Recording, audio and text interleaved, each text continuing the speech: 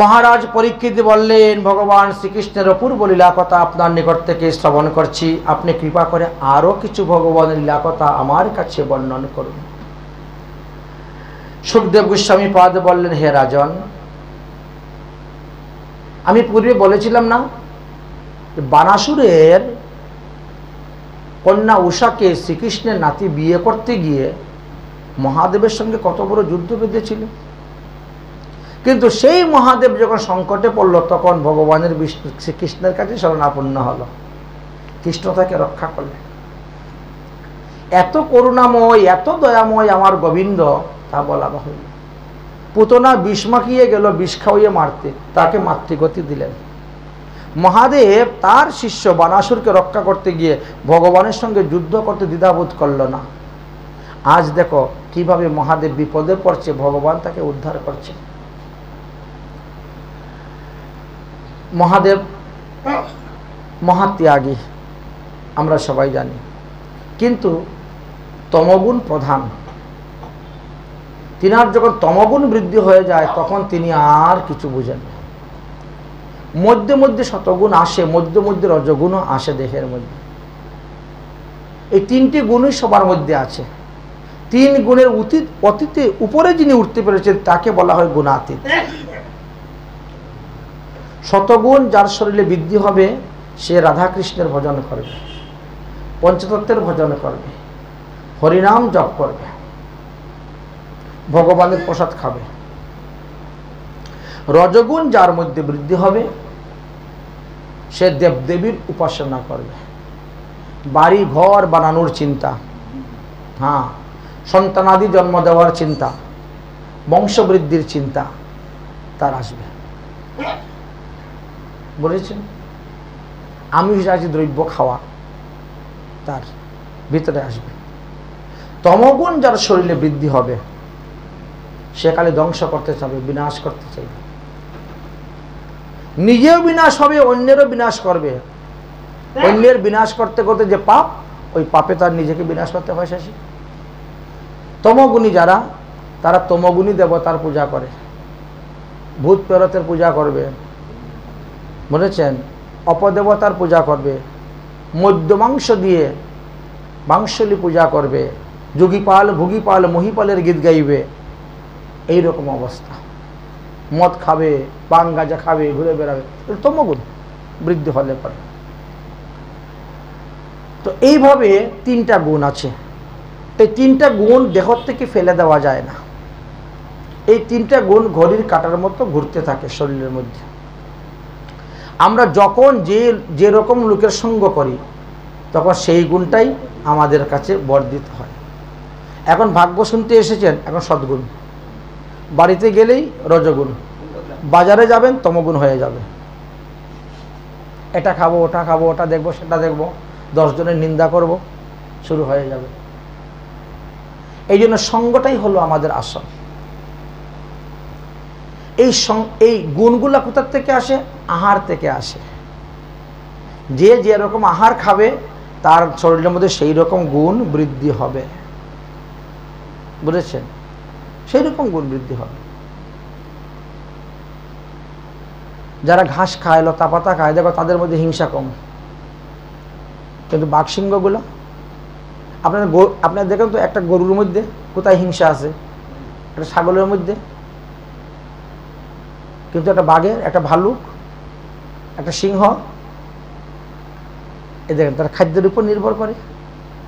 এই জন্য সাত্ত্বিক আহার, সাত্ত্বিক বিহার করতে হয় এবং সাত্ত্বিকের উপাসনা করতে হয়। তো দেবর্ষী নারদ এইভাবে হরিনাম প্রচার করে করে করে করে তিনি যাচ্ছেন।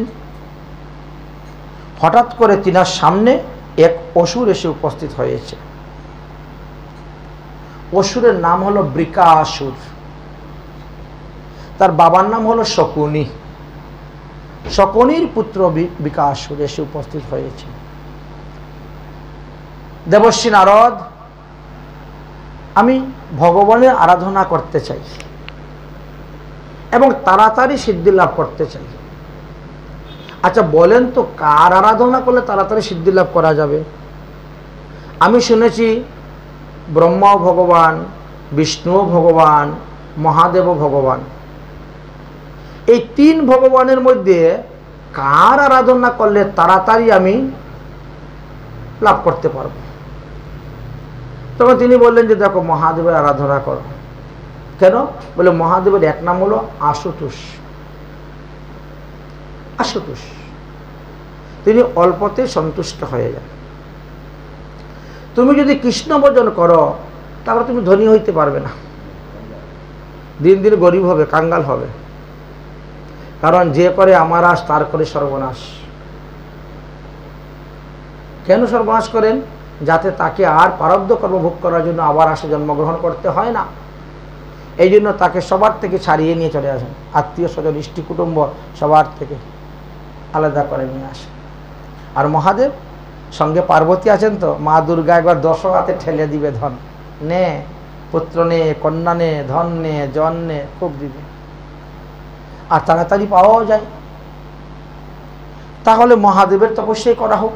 ঠিক আছে, মহাদেবের তপস্যা করতে শুরু করলো। এমন গুড় তপস্যা শুরু করলো, মাত্র 7 দিনের মধ্যে মহাদেব প্রসন্ন।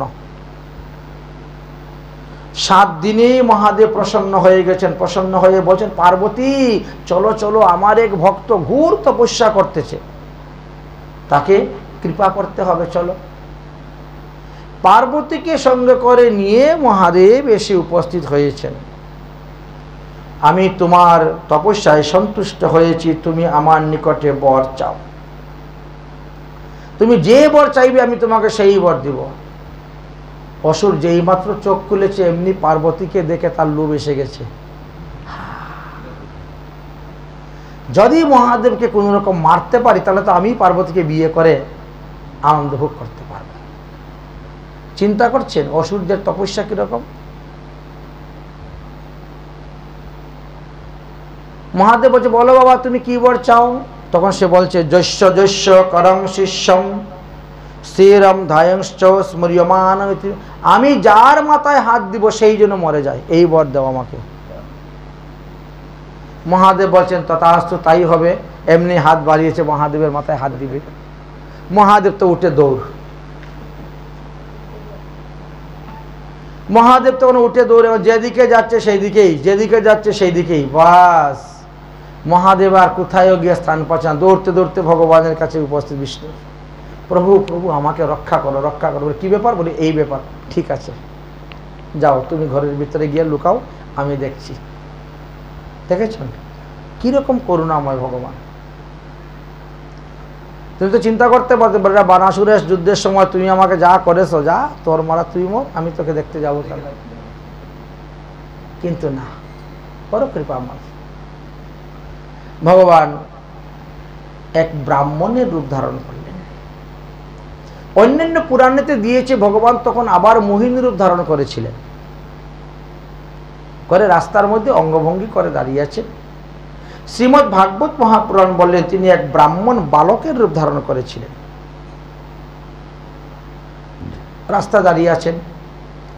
বৃকাসুর দৌড়ে আসতেছে, আরে শকুনির পুত্র বৃকাসুর, কি ব্যাপার, কোথায় যাচ্ছ দৌড়ে? আরে ব্রাহ্মণ ঠাকুর, এদিকে দেখেছেন কি মহাদেবকে যেতে? বলে কেন, কি হয়েছে? বলে আর বলো না, আমি মহাদেবের তপস্যা করেছি। আচ্ছা, তারপরে? তারপরে মহাদেব আমাকে বর দিয়েছেন যে তুমি যার মাথায় হাত দিবে তার মৃত্যু হয়ে যাবে।